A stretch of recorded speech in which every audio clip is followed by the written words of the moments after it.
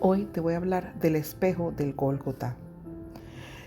La historia de la humanidad tiene muchos momentos decisivos, pero ninguno tan denso como el ocurrido en una pequeña colina a las afueras de Jerusalén. Eran 3 hombres, 3 cruces, 3 decisiones: arrepentimiento, perdón, una palabra con acción, amor y promesa de redención y salvación. El Gólgota no es solo el relato de una ejecución, es el escenario donde la justicia y la misericordia se encontraron. En esas 3 cruces se resume la condición humana, nuestra rebeldía, nuestra necesidad de esperanza y la entrega absoluta de un sacrificio por amor de un Dios hecho hombre. Este pasaje nos invita a dejar de ser observadores y a preguntarnos en qué lugar de la escena estamos hoy. Así que cierra tus ojos, abre tu corazón y entra conmigo a esta escena. Vemos 3 cruces, 3 figuras, 3 siluetas recortadas contra un cielo que se oscurece a mediodía.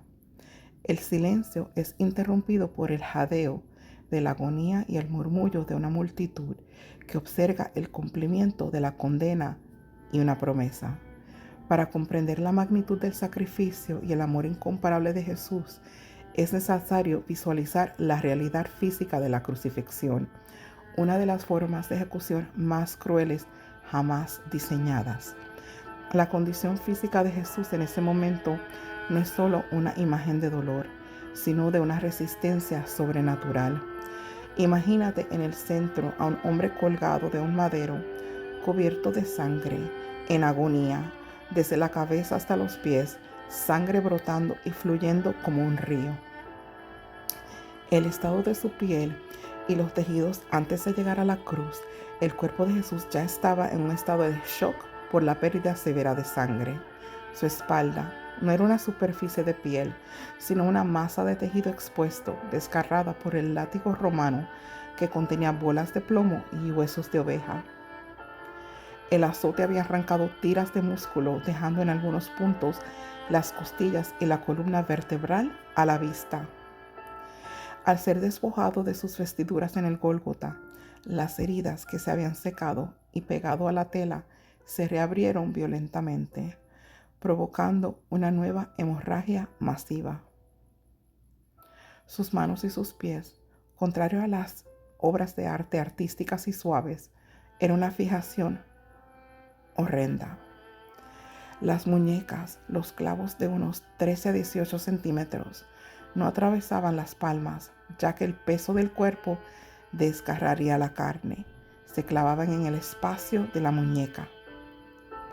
El nervio mediano, el clavo aplastaba el nervio mediano, el principal nervio que va a la mano. Esto causaba un dolor punzante, similar a una descarga eléctrica constante en ambos brazos. Los pies se clavaban uno sobre otro, con las rodillas flexionadas. Esto obligaba a que todo el peso del cuerpo descansara sobre el clavo de los pies, destrozando sus nervios. La lucha por la respiración, una asfixia progresiva. Esta es la parte más crítica de una muerte de crucifixión.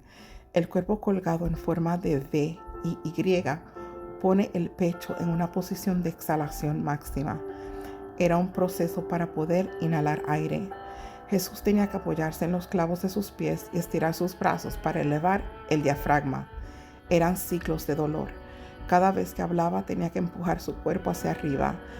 Esto significaba rozar su espalda abierta contra la madera rugosa de la cruz y rotar sus muñecas sobre los clavos. Era una crónica y agotante fatiga muscular. Con el tiempo los músculos del pecho se paralizaban, haciendo casi imposible exhalar. Habían fallos de múltiples órganos. El estrés físico extremo provoca la acumulación de líquido alrededor del corazón y los pulmones. Esto explica por qué al ser traspasado después por la lanza salió sangre y agua. Una deshidratación extrema, la pérdida de sangre, el sudor y la exposición al sol llevaron a una sed abrasadora y a un espesamiento de la sangre, dificultando que el corazón bombeara hacia el cerebro. Mientras su cuerpo físico colapsaba bajo el peso de la gravedad y la asfixia, su espíritu permanecía lo suficientemente lúcido como para ofrecer su misión en palabras. La fuerza necesaria para pronunciar cada frase no solo fue emocional, fue un esfuerzo físico sobrehumano. Las tres cruces. La cruz de la rebeldía, el malhechor impenitente, condición de su corazón, un corazón cauterizado por el cinismo. Su orgullo en su propia cadena, no busca perdón, busca escape. Para él Jesús es solo un recurso fallido que no cumple sus expectativas de esta tierra. Su reacción externalizó su pensamiento centrado solo en su dolor y dijo: si realmente tienes poder, ¿por qué no nos sacas de aquí? Quizás él pensaba: si no me sirve para salvar mi pellejo, él no me sirve para nada. Él reclamó: ¿no eres tú el Cristo? Sálvate a ti mismo y a nosotros. Esto representa a quien ve a Dios como un objeto de consumo, exigiendo milagros sin reconocer su culpa. La segunda cruz, la cruz del arrepentimiento, el malhechor redimido, condición de su corazón, un corazón contrito. Él experimenta una convicción espiritual en minutos.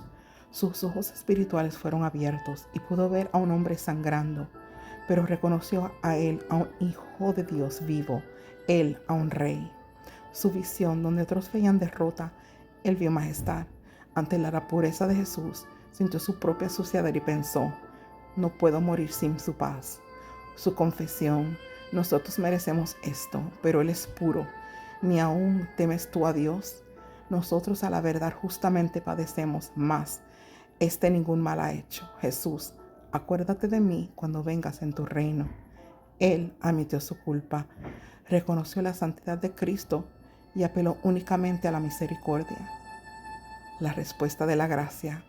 Con una agonía inigualable y un profundo amor, Jesús respondió: de cierto te digo que hoy estarás conmigo en el paraíso. Esta promesa es la más veloz, la más rápida y radical de la Biblia. De cierto te digo, verbalizando autoridad que solo viene de Dios, que hoy estarás.